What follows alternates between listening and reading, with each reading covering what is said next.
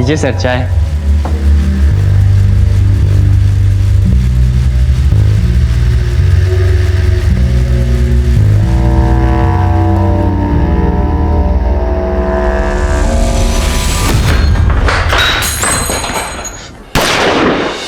अब भाई कोई हिलेगा तो खोपड़ी खुल जाएगी। चलो चलो चलो चलो चलो बे। चल अरे भाई चश्मिश चल गाड़ी ढीली करो। अरे सोच कर रहा है कर दे भाई, नहीं तो बीवी बेवा हो जाएगी थारी। चल फटाफट कर निकाल।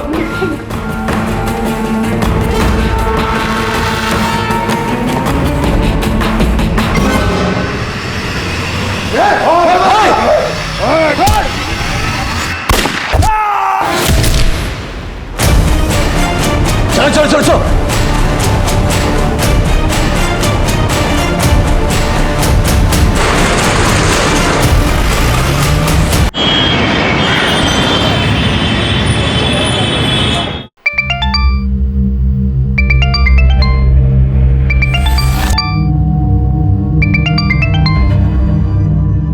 हाय रुचि बेटा। Mamma I am so proud of you। Thank you so much मेरा रुचि पुची। आपको पता है मेरे स्कूल के फ्रेंड्स मान ही नहीं रहे कि आपका नाम न्यूज़पेपर में आता है। आज मैं ये न्यूज़पेपर स्कूल ले जाऊंगी, सबको बताऊंगी, टीचर को भी। ओके मेरा बच्चा। अच्छा मुझे बताओ आपने नाश्ता किया? नहीं मम्मा अभी नहीं किया। आप कब आओगी?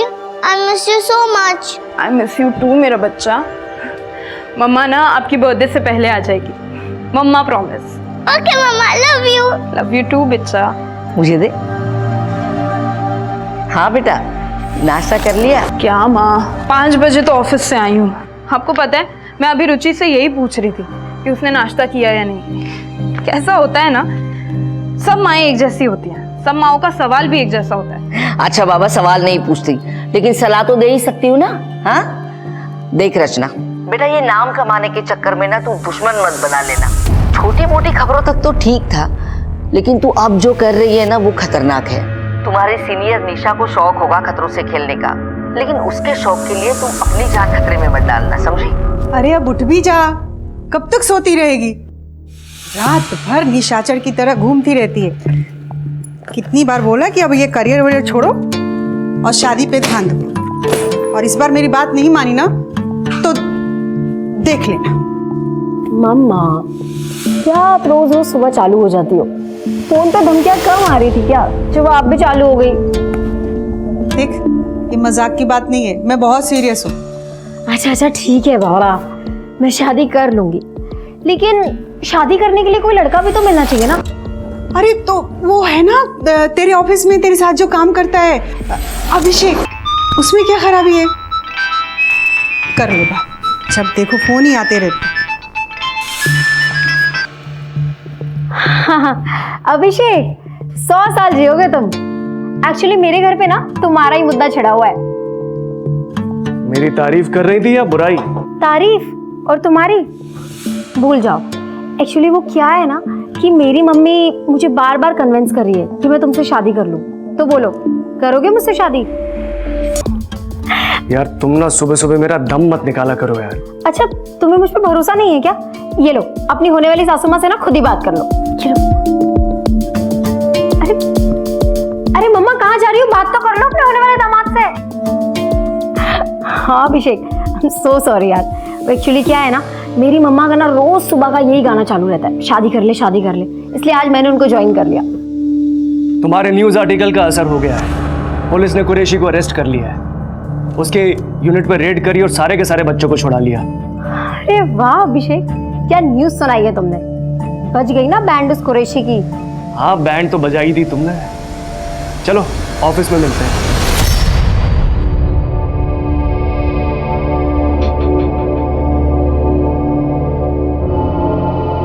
निशा और अभिषेक तुम दोनों इस बार इलेक्शंस कवर करोगे। पर सर फिर क्राइम कौन कवर करेगा? आई मीन कुरैशी जैसे काफी लोग हैं दिल्ली में। तुम्हारी असिस्टेंट रचना करेगी। आई थिंक वो आपसे इंडिपेंडेंट रिपोर्टिंग कर सकती है and I am promoting her. Hey congratulations Rachna.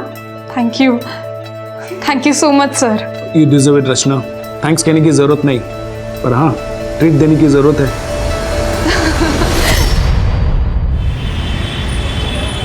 Okay रुचि पुची, मम्मा भी ना जल्दी जल्दी जल्दी आ जाएगी। क्या खिचड़ी पक रही है माँ बेटी में? बहुत खुश है रुचि।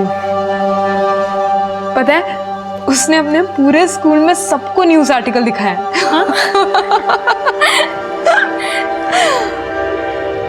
निशा, थैंक यू सो मच यार, तेरी वजह से ये सब पॉसिबल हो पाया। अब इतना सेंटी मत हो। ये बता कि रुचि को दिल्ली कब लेके आ रही है? हाँ, अब स्कूल्स में बात की है काफ़ी। होपफुली नेक्स्ट एकेडमिक ईयर उसका यही होगा। वो सब तो ठीक है, लेकिन मेरी ट्रीट मत भूल जाना। वापस आने के बाद बहुत बड़ी ट्रीट दूंगी, इनफैक्ट पार्टी करेंगे। पर हाँ, उससे पहले तुझे मेरी हेल्प करनी है। हाँ, रुचि के लिए बर्थडे गिफ्ट लेना है और कल 12 बजे मेरी बस है, फिर टाइम नहीं मिलेगा। मैं एक शॉप जानती हूँ जो 24 घंटे खुली रहती है। ऑफिस के बाद जाते हैं। ग्रेट। क्यों लोंडियो, ज्यादा उड़ रही है क्या? पंख नहीं काटेंगे, अब की सीधा गर्दन कटेगी। समझ जा तू और समझा दे अपने असिस्टेंट ने भी। भौंकने वाले काटते नहीं है। अगर हिम्मत है ना तो नाम बता।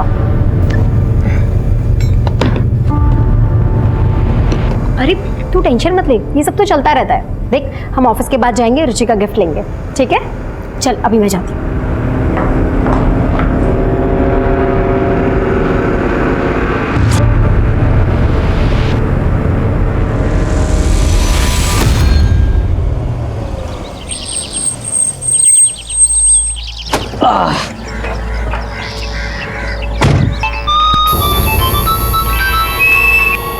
किसका फोन था? कुछ नहीं यार, बस वही हाई प्रोफाइल जर्नलिस्ट होने के पक्ष। बॉयफ्रेंड के नहीं, बदमाशों के कॉल आते हैं मुझे, गालियों से भरे हुए। चलो bye, see you tomorrow. Bye bye. साहब वो 5 मिनट लगेंगे, पेट्रोल भरा लूं क्या?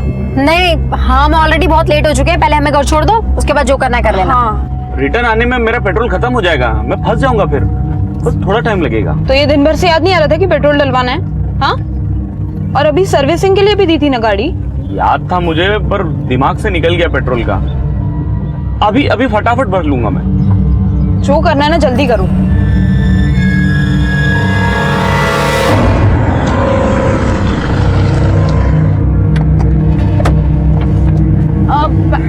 मैंने ले लिया। ये ड्राइवर भी ना पेट्रोल के चक्कर में मेरी बस छुड़वा देगा।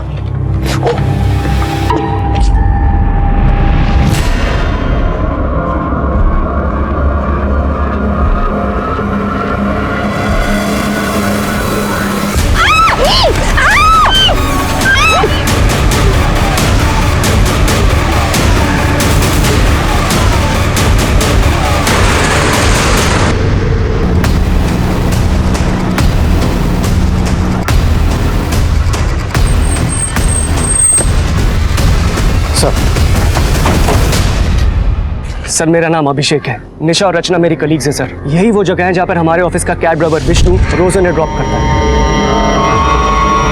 उनका घर पास में ही है सर। सर, जैसे हमारे एडिटर विजय सर ने मुझे रचना को आए कॉल के बारे में बताया। हेलो रचना। अरे आप फोन मिला दिया साली ने।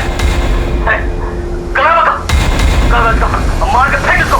मैंने फौरन आपको बता दिया और यहाँ पर आ गया। विष्णु का नंबर दीजिए। जी। तो रचना और निशा का यहाँ से कहीं और जाने का प्लान था?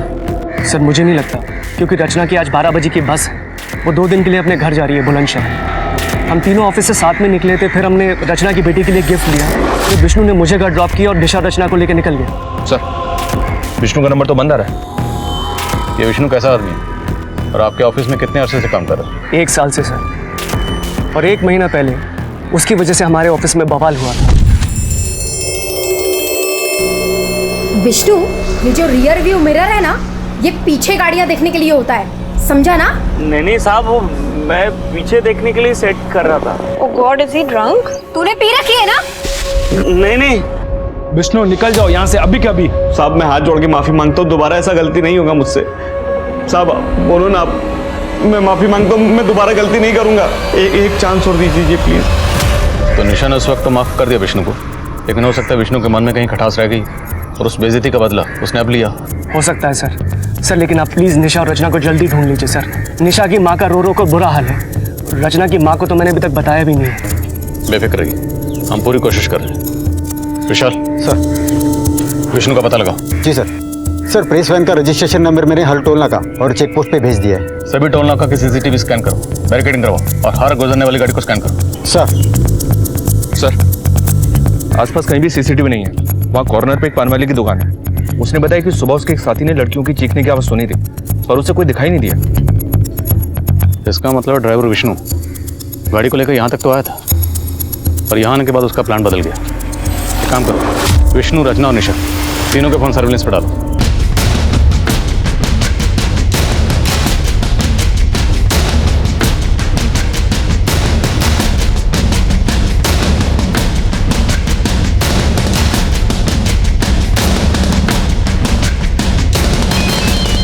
सर जल्दी आइए, निर्मल बाग में कुछ मिला है।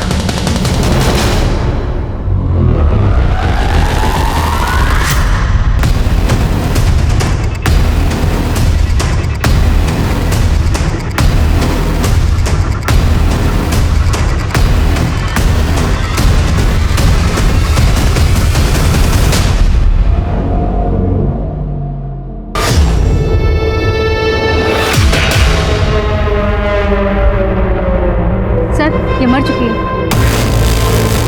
आसपास देखो, दूसरी भी यहीं कहीं होनी चाहिए। सर।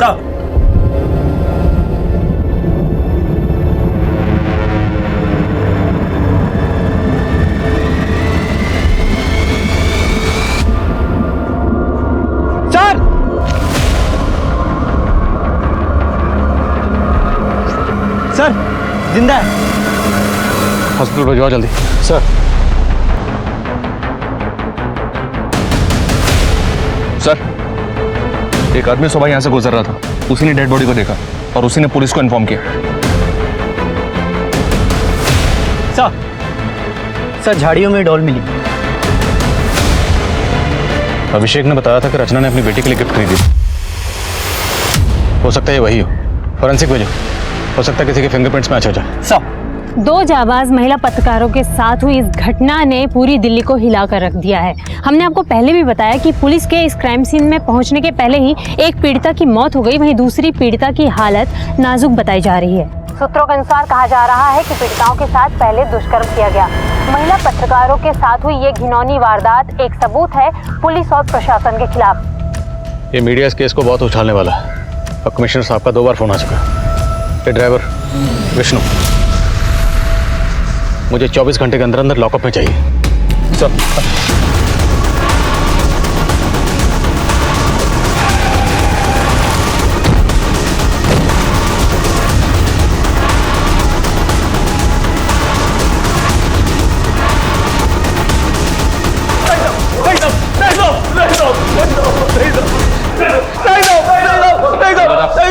कौन शामिल था तेरे साथ निशा और रचना को किडनैप करने में?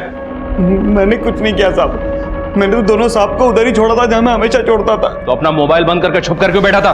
छुप कर नहीं बैठा था साहब, मेरी छुट्टी थी आज, तो उनको छोड़ने के बाद अपने दोस्त लोग के साथ पार्टी बना रहा था।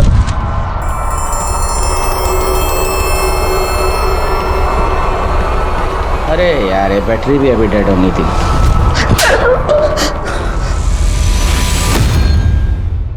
आपका शक सही था, दोनों लड़कियों के साथ रेप हुआ है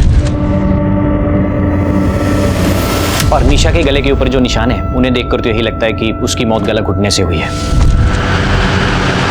और रचना कंडीशन क्रिटिकल है, हमने उसे आईसीयू में शिफ्ट कर दिया है, उसके सिर पे गहरी चोटें आई हैं।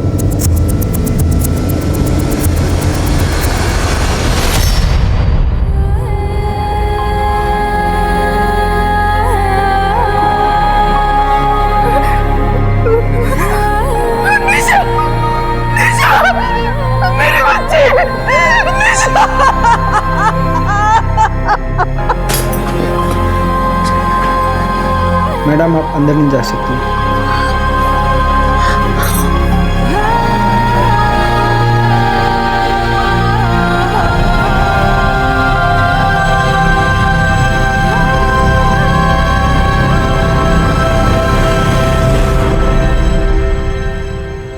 सुनिए, माफ़ कीजिए, मैं जानता हूँ ये सही समय नहीं है, पर रचना के बारे में हमें आपसे कुछ बात करनी है, कुछ जानकारी चाहिए। क्या आप बता सकती हैं कि रचना के साथ आपकी आखिरी बात कब हुई थी? रुचि पुची, गेस व्हाट, मम्मा आ रही है स्पेशली आपके लिए, आपका बर्थडे सेलिब्रेट करने के लिए। रचना बेटा, वो एक बार रोहन से पूछ ले। रोहन नहीं आएगा, टाइम नहीं है ना उसके पास। रोहन रचना का पति है? हाँ, पर ये रिश्ता तो सिर्फ नाम का ही है। काफी समय से दोनों अलग रह रहे हैं। रोहन को रचना तो क्या, रुचि की भी कोई फिक्र नहीं है। रोहन और रचना के अलग होने की वजह क्या? कहीं घूमने चले? रचना, इसी मीटिंग की वजह से तुम अपनी बच्ची को स्कूल से नहीं ला पाए। रचना देखो, तुम गलत समझ रही हो, हमारे बीच ऐसा कुछ नहीं है। बस, अब मैं और रुचि एक पल भी तुम्हारे साथ नहीं रह सकती। जहाँ जाती हो ना तुम, तो जाओ, लेकिन लौट कर वापस बताना। सच बोलने वाले रिपोर्टर को तो हमेशा खतरा रहता है सर।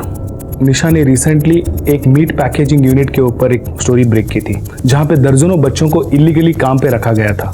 ये लीड निशा को एक एनजीओ वर्कर देव ओझा ने दी थी। निशा की इस स्टोरी के बाद पुलिस फौरन एक्शन में आई, वहां पे रेड किया और वहां के सारे बच्चों को रेस्क्यू किया और वहां के फैक्ट्री के मालिक करीम कुरैशी को भी अरेस्ट किया। करीम कुरैशी और ड्राइवर विष्णु, उसने एक बार निशा के साथ बदतमीजी की थी, बात आप तक भी पहुंची, लेकिन आपने उसे नौकरी से नहीं निकाला। सर गरीब आदमी है, पिछले 1 साल से मेरे पास है। निशा ने भी जोर नहीं दिया, इसलिए मैंने पहली गलती समझकर उसको माफ कर दिया। और रचना ने जब आपको आखिरी बार कॉल की, वो कॉल महज 20 सेकंड की थी, फिर भी आपने रिकॉर्ड की, पूरी कॉल रिकॉर्ड की। क्या आपको पहले से अंदाजा था कि ये कॉल इतनी इंपॉर्टेंट? सर मैं एक न्यूज़पेपर चलाता हूँ, मुझे हर रोज़ धमकी आती है। हम जर्नलिस्ट हमारे सारे कॉल्स रिकॉर्ड करते हैं और ये एक बेसिक चीज़ है हमारे प्रोफेशन में। तोड़ो इस विष्णु को, नहीं उगले तो हलक में उंगली डाल के उगलवा। सर एक बात बतानी रह गई थी। निशा को पिछले 2-3 दिनों से एक प्राइवेट नंबर से धमकी के कॉल्स आ रहे थे। जिस दिन ये हादसा हुआ उस दिन भी। हाँ मनीष, करीम से बात करने की परमिशन मिली? जी हाँ सर, अभी अभी दीवानपुर पुलिस स्टेशन शादरा से परमिशन मिला है। तुम शादरा पहुंचो, हम करीम से मिलते हैं। साहब, उन गरीब बच्चों को मेरे यहाँ पे काम करके 2 वक्त की रोटी मिलती थी। उनके माँ बाप खुद छोड़ के गए थे मेरे पास। उन लड़कियों ने जानबूझकर मुझे फंसाया और इसकी सज़ा अल्लाह ने उन्हें दे दी। सज़ा अल्लाह ने दी या तूने? और अब अपना सारा किया कराया ऊपर वाले पे डाल रहा। मैं क्या कर सकता हूँ साहब, मैं तो यहाँ जेल में हूँ, लेकिन ज़्यादा दिन रहूँगा नहीं। आज नहीं तो कल जमानत हो ही जाएगी मेरी। जी हाँ सर, कुरैशी की वॉइस रिकॉर्डिंग की, उसकी आवाज़ धमकी वाले कॉल से मेल तो नहीं खा रही है, फिर भी डिटेल इन्वेस्टिगेशन के लिए फॉरेंसिक भेज दिया उसे। और उसके कॉल रिकॉर्ड भी निकलो, क्रिमिनल बैकग्राउंड का आदमी है, हो सकता है किसी हिस्ट्री शीटर से करवाया। Right sir. और सर वो निशा की पोस्टमार्टम रिपोर्ट आ गई, उसका गैंग रेप हुआ था और उसके बाद उसकी गला दबा के हत्या कर दी गई। रचना? सर रचना की रिपोर्ट के मुताबिक उसका रेप हुआ है, गैंग रेप नहीं। रचना की हेल्थ अपडेट क्या? Still unconscious.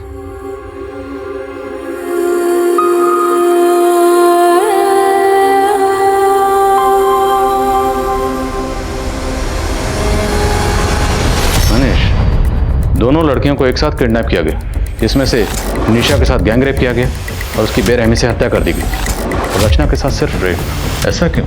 सर अब इस सवाल का जवाब या तो रचना दे सकती है या फिर वो क्रिमिनल्स। नहीं मनीष, अब सारे सवालों के जवाब हमें ही ढूंढने। रचना और निशा, इनकी पर्सनल और प्रोफेशनल लाइफ में जितने भी लोग हैं सबसे बातचीत करो। निशा के साथ जिस तरह से बेरहमी से गैंग रेप किया गया और उसका कत्ल किया गया, और रचना की जो हालत है, उससे तो यही लगता है कि इन दोनों के साथ किसी ने कोई गहरी दुश्मनी निकाली। आखिर ऐसी कौन सी दुश्मनी थी जिसकी कीमत निशा को अपनी जान देकर चुकानी पड़ी? क्या निशा ही अपराधियों की असली टारगेट थी? क्या रचना की सिर्फ यही गलती थी कि वो निशा के साथ थी, या फिर इस वारदात का मकसद कुछ और ही था?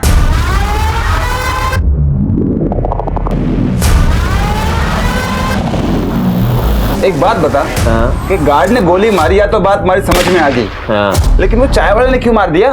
अरे हमारे पैर पे चाय गिरा दी थी बाबड़ी बूथ ने, पैर गंदा कर दिया था हमारा, मार दिया।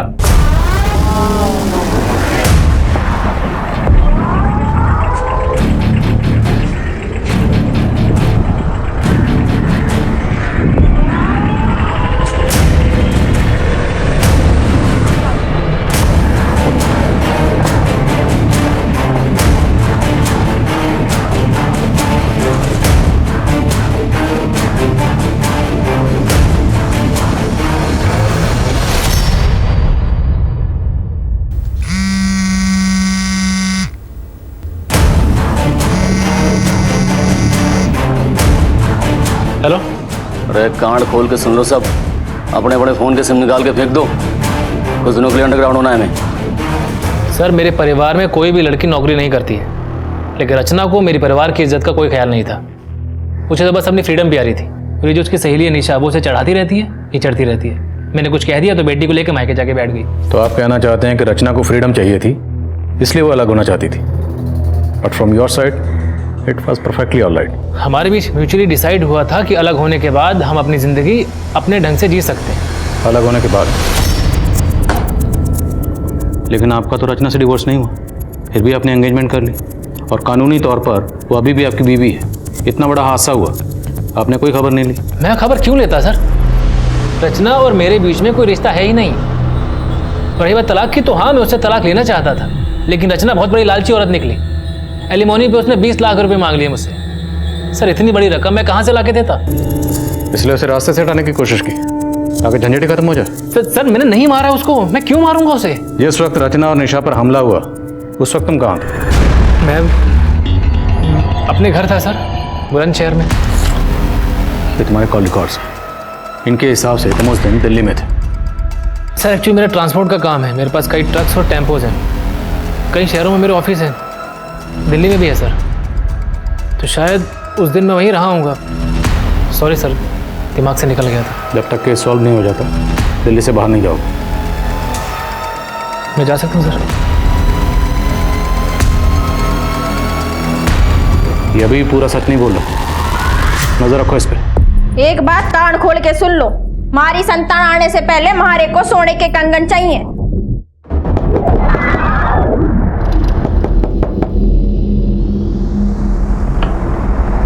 भाई साहब 2 मिनट। सर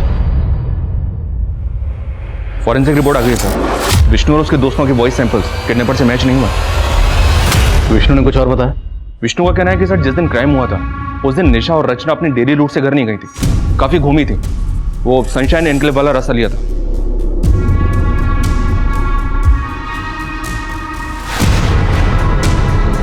यहाँ पे नवदेश न्यूज का ऑफिस है। नवदेश न्यूज से एक गाड़ी निशा, रचना और अभिषेक को लेकर इस तरफ निकलती है। एकता नगर, लोटस मार्टिन से गाड़ी पहुंचती है गुप्ता कॉलोनी, जहाँ पे गाड़ी अभिषेक को ड्रॉप करती है। अभिषेक को ड्रॉप करने के बाद गाड़ी आगे बढ़ती है झांझर नगर, फिर आदिलबाग, और आदिलबाग होते हुए गाड़ी फाइनली पहुंचती है व्यास चौक। निशा और रचना दोनों लड़कियां ड्रॉप होती हैं और इसी पॉइंट से दोनों लड़कियां किडनैप भी होती हैं। फिर यहाँ से 6 किलोमीटर आगे ईस्ट में निर्मल बाग, और निर्मल बाग में फाइनली दोनों लड़कियां यहाँ मिलती हैं। लेकिन सर हमने सारे रूट के सीसीटीवी भी चेक किए, ऐसा कोई भी व्हीकल स्पॉट नहीं हुआ जो उनका पीछा कर रहा हूँ। हो सकता है कि किडनैपर्स पहले से ही ड्रॉपिंग पॉइंट पर उनका इंतजार कर रहे हो, या फिर इस पूरे रूट में सीसीटीवी कहाँ कहाँ पर है ये पहले से स्टडी कर रखा होगा। तो किडनैपर्स ने बहुत पहले से प्लानिंग कर रखी होगी, और प्लानिंग बड़ी बारीकी से की गई। नवदेश न्यूज से सनशाइन एनक्लेव वाले रूट के सीसीटीवी एक बार फिर से स्कैन करो। अगर कोई गाड़ी आधे रूट तक भी फॉलो कर रही है, उस गाड़ी की डिटेल निकालो। I am sure breakthrough इसी रूट में कहीं पर। और एक बात सर, ये कुरैशी के कॉल रिकॉर्ड स्कैन किए, क्लीन है। कुरैशी की कंपनी की निशा को टिप किसने दी थी? देवो जाने थे, एनजीओ चला था। जो आदमी छोटे छोटे बच्चों से जानवरों की तरह काम करवाता हो वो कुछ भी कर सकता है। वो जेल में है तो क्या हुआ, उसका एक खास आदमी समीर अब तक फरार है। रेड के दिन वो पुलिस के हाथों से भाग निकला था। हेलो सर, लगता है समीर खान अंडरग्राउंड हो गया है। अपने खबियों को काम पे लगाता हूँ उसे ढूंढने के लिए। निशा को जो धमकी भरे कॉल्स आ रहे थे उनसे कुछ पता चला? इंटरनेट कॉलिंग थी सर, इसलिए ट्रेस नहीं हो पाया। लेकिन सर किडनैपर्स के कॉल में जो आवाज़ रिकॉर्ड हुई थी उस तरह का लहजा बेवर रीजन में इस्तेमाल किया जाता है, और ये समीर खान वहीं का रहने वाला है। ये समीर खान इस केस की अहम कड़ी साबित हो सकता है। बेवार पुलिस से समीर खान की डिटेल शेयर करो। खींच निकालो इस चूहे को बाहर। सर रचना को होश है। रचना जी, आप पर किसने हमला किया था? 4 लोग थे सर, अचानक पीछे से आए और घसीट कर ले गए थे सर। फिर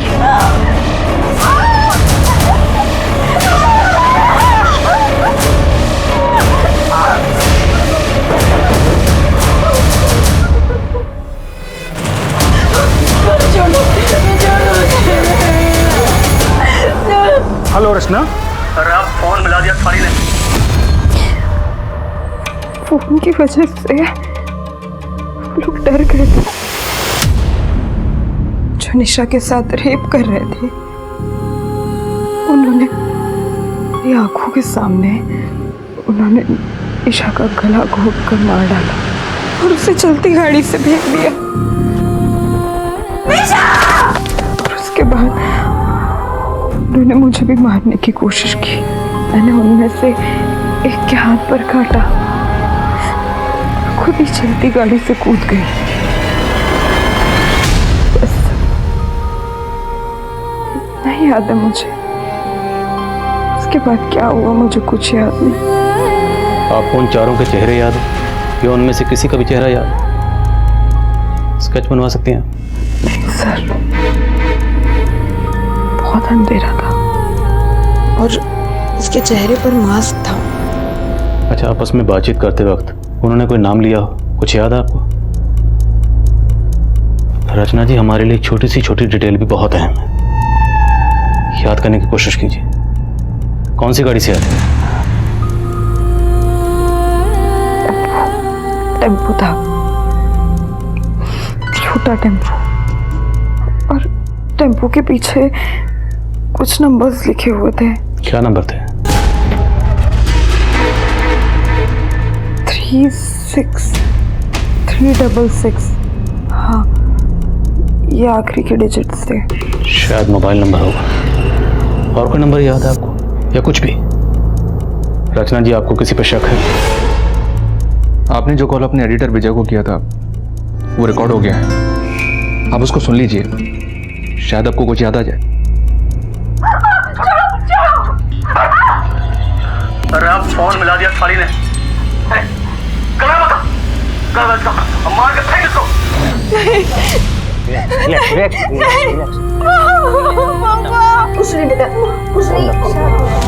सभी लोग मेरे साथ बाहर आइए। रचना अभी भी ट्रोमा में है।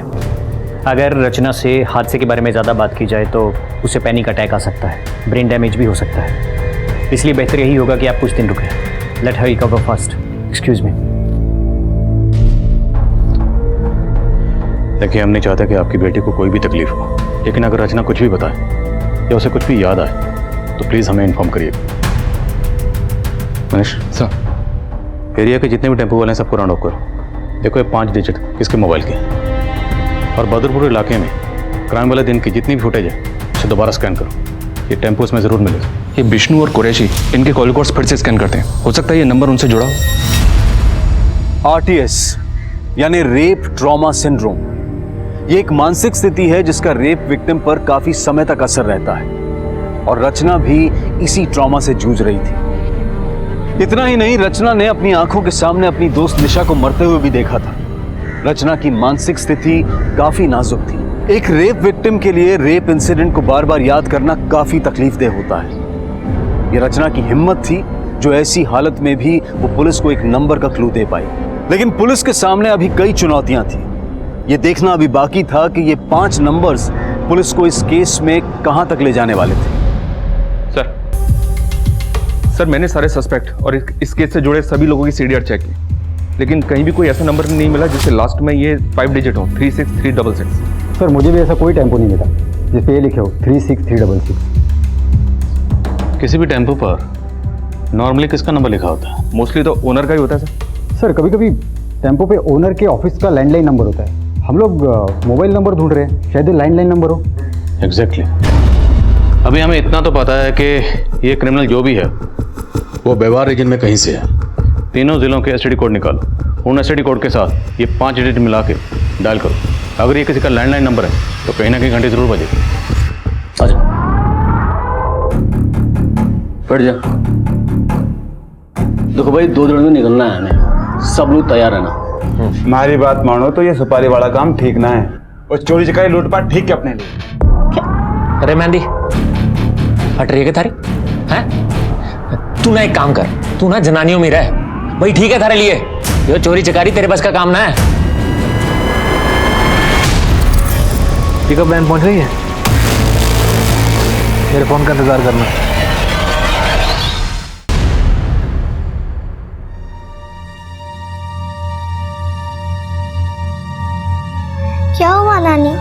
न्यूज़पेपर में? मम्मी का नाम है? नहीं, कुछ भी नहीं है।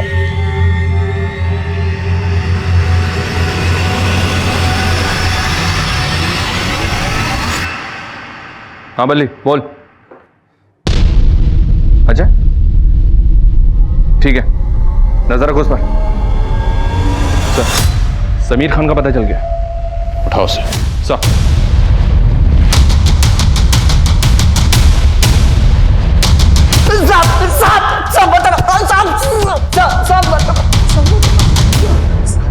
सब 36366 सब ये किसका नंबर है मुझे नहीं पता साहब, मैंने कुछ नहीं किया। तूने कुछ किया नहीं तो चुप क्यों रहा था?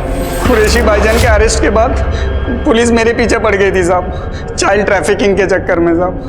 मैं कुरैशी भाई को बच्चे ला कर देता था, इसलिए मैं छिप गया साहब।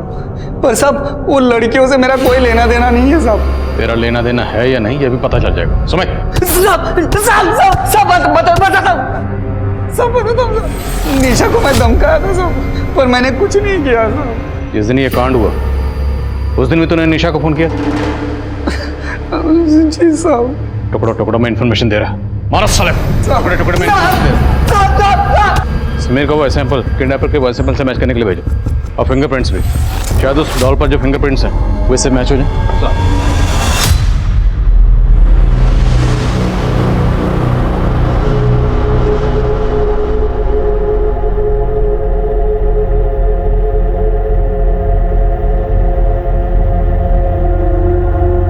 मम्मी ये सब क्या लिखा है आपके बारे में?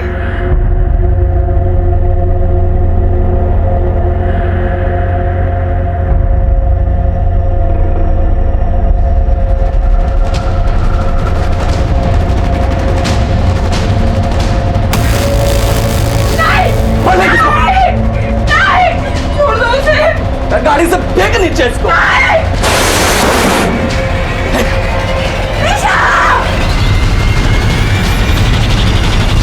सर हमने 36366 नंबर के साथ नाम हतिन और नू के एसटीडी कोड्स लगाकर कॉल किए। इनमें से 2 लैंडलाइन नंबर चालू हैं। एक नंबर डॉक्टर पुजारी का है और दूसरा जमाल शेख का है, जो मवेशियों का व्यापारी है। उठाओ इस जमाल शेख को, हो सकता है समीर ने इसे इसके टेम्पो को हायर किया। सर जी 2 गड्डी है हमारे पास, दोनों ने ना आज तक हरियाणा बॉर्डर क्रॉस ना किया, कोई काम ही नहीं पड़ता। तेरे बाप ने तो ये 3 टेम्पो दिए थे विरासत में, भूल गया क्या? ये देख, ये रहे उन तीनों के नंबर। 2 यहाँ पे हैं, तीसरा कहाँ है?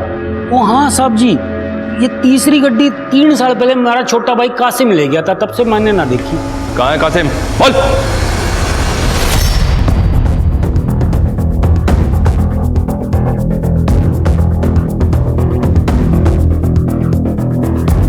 सर गांव वालों ने कंफर्म किया है कि कासिम पिछले कई सालों से गांव में नहीं आया। पता लगा इस कासिम का, दिल्ली और व्यवहार में हर जगह इसकी फोटो सर्कुलेट करो, अपने खबरियों को एक्टिव करो। मुझे लगता है समीर के साथ इस कासिम का कोई ना कोई कनेक्शन जरूर निकलेगा। सर कहीं ऐसा तो नहीं कि इस कासिम का और रोहन का आपस में कोई कनेक्शन हो? कासिम ने अपने भाई से कहा था कि वो ट्रांसपोर्ट का बिजनेस करेगा, और इस रोहन का भी ट्रांसपोर्ट का बिजनेस है। हो सकता है। रोहन के ऑफिस वाले से बात करो, पता करो क्या वहाँ पे कोई कासिम नाम का ड्राइवर था, और 9 पुलिस से कासिम की डिटेल शेयर करो। Okay sir.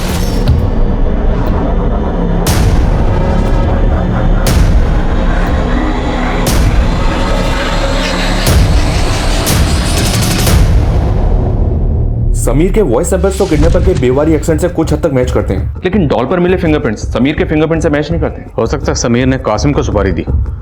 समीर और कासिम के बीच में कोई कनेक्शन? जी नहीं सर, समीर हातिन जिले का रहने वाला है और कासिम नू का। हम घूम फिर के फिर वहीं पर आ गए, 0 पे। सर साउथ दिल्ली में एक रेप केस दर्ज हुआ, बीपीओ लड़की का। लड़की को पहले टेम्पो से किडनैप किया गया, उसके बाद उसका रेप करके उसे बाहर फेंक दिया गया, सेम निशा और रचना के केस की तरह। टेम्पो वाले का पता चला? नहीं सर लेकिन एक लीड मिली है। जिस दिन बीपीओ एम्प्लॉय का रेप हुआ उस दिन उसी एरिया में एक रॉबरी हुई, और आई विटनेस ने बताया कि रॉबर्ट्स टेम्पो से आए थे। जिस दिन रचना और निशा को किडनैप किया गया उस दिन उस एरिया में कोई रॉबरी हुई थी? नहीं सर, लेकिन रचना ने जिस एरिया से डॉल खरीदी थी उस एरिया में एक रॉबरी अटेम्प्ट हुई थी, लेकिन फेल हो गई क्योंकि आसपास के लोगों ने चिल्लाना शुरू किया तो वो लोग भाग गए, वो भी एक टेम्पो से। मतलब ये गैंग पहले रॉबरी करता है और फिर ली हुई सवारी को अंजाम देता है। 9 पुलिस से ऐसे गैंग की और डिटेल पता करो। सर बड़े शातिर हैं बेवारी गैंग वाले, बच्चों का इस्तेमाल करते हैं अपने काम करने के लिए। कैसे? सर जुवेनाइल होम से बच्चे हायर करते हैं, उन्हें अपना लाइनर बनाते हैं और यही बच्चे उन्हें इन्फॉर्मेशन देते हैं कि कब कहाँ माल मिलेगा। मुझे दिल्ली हरियाणा बॉर्डर के आसपास के जुवेनाइल होम्स के एक्टिव लाइनर्स की डिटेल्स चाहिए। जी सर। हमारे यहाँ 4 बच्चे बेवार रीजन से हैं, जिसमें से 3 तो अभी सेंटर पे हैं, मगर एक अपने गांव गया हुआ है। उसके माँ बाप ने अपनी गारंटी पे उसकी कस्टडी ली है। उस बच्चे की डिटेल मुझे मिल सकती है? जी बिल्कुल मिल सकती है। ये देखिए, ये वाला है।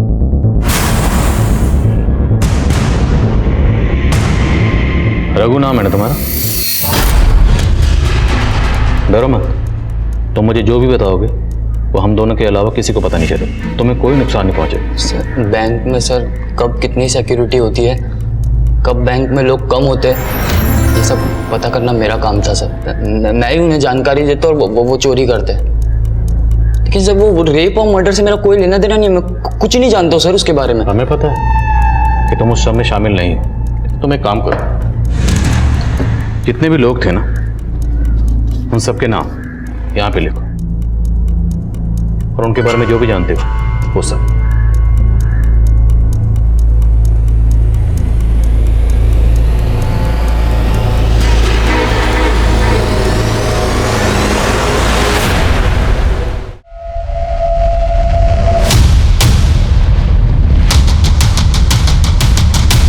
साहब, रघु हमारे लिए खबरें लाने का काम करता था। उसी की मदद से हमने बदरपुर और उसके आसपास सारी चोरियां करी थी।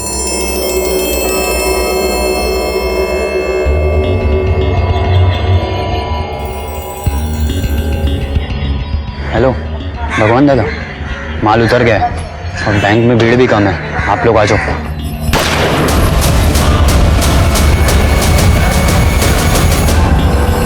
और सच बोल। सच कह रहे साहब, हमने चोरियां करी हैं लेकिन किसी की इज्जत ना लूटी।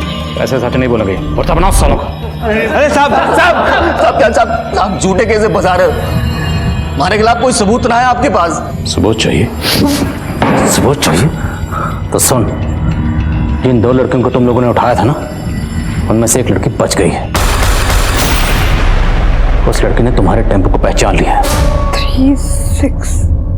366 और टेम्पो के पीछे जो नंबर लिखा था उससे हम पहुंचे जमाल तक, और जमाल ने बताया कि वो टेम्पो उसके भाई का है, कासिम का। कासिम कौन? ये निशा और रचना की सुपारी किसने दी थी? समीर ने, रोहन ने या किसी और ने? साले मेहंदी, एक काम ढंग से ना होता थारे से। साले मेहंदी लगा के ना घर पे बैठ जा। ये चोरी चकारी ना थारे मतबल का काम ना है। गलती हो गई भाई, माफ कर दे। साले थारे गलती के चक्कर में ना पकड़े जाते आज। आज चुप जा भाई, हैं? लूट नाकाम के हो गई, लड़ने लग रहे आपस में। चल बट।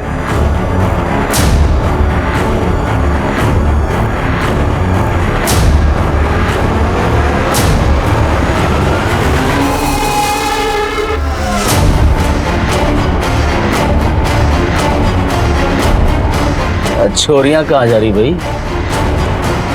गुस्सा निकालना है तो इनको निकाल ले। क्या भाई साहब, ये सब काम हम थोड़ी ना करें, बवाड़ मचेगा, फंस जाएंगे। ये भी कौन फंसावेगा हमें? चल लगा ले वैन के पाछे। धन का सुख तो मिला ना, धन का सुख ही ले लेते हैं।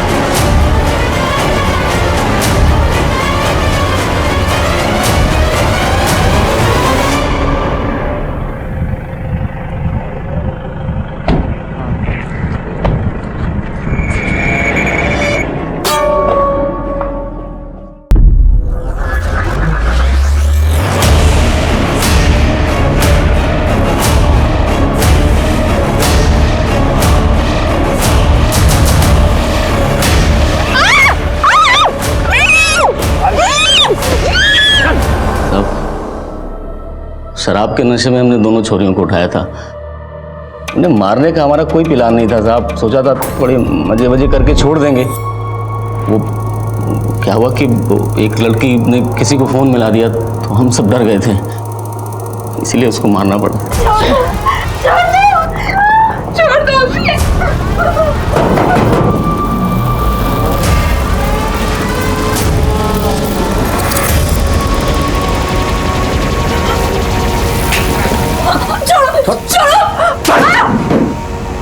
अरे अब फोन मिला दिया साली ने। गला बता, गला इसका, मार के फेंक इसको।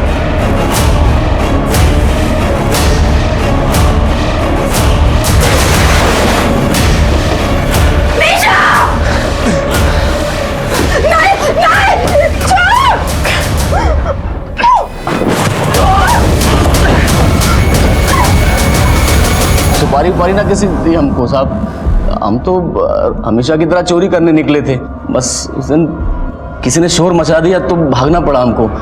दूसरी बार हमारी डकैती फैल हुई थी तो हम लोग बहुत चिढ़े हुए थे, इसलिए साहब इसके पहले हमने कभी किसी चोरी को खराब ना किया, पहली बार हुआ ऐसा। तो और वो बीपीओ वाली लड़की? साहब हौसला बढ़ गया था हमारा, पैसे और चोरियों दोनों के मजे लेने थे हम सबको, इसलिए हमें न लगा था कि कभी पुलिस हमको पकड़ पाएगी। हमने सोचा था कि इसी तरह पैसे लूटेंगे और चोरियां उठाएंगे, मज़े करेंगे। तुम लोगों को एहसास है, तुम लोगों के पल भर के मज़े ने किसी की पूरी जिंदगी को बर्बाद कर दिया। मज़े करोगे तुम लोग।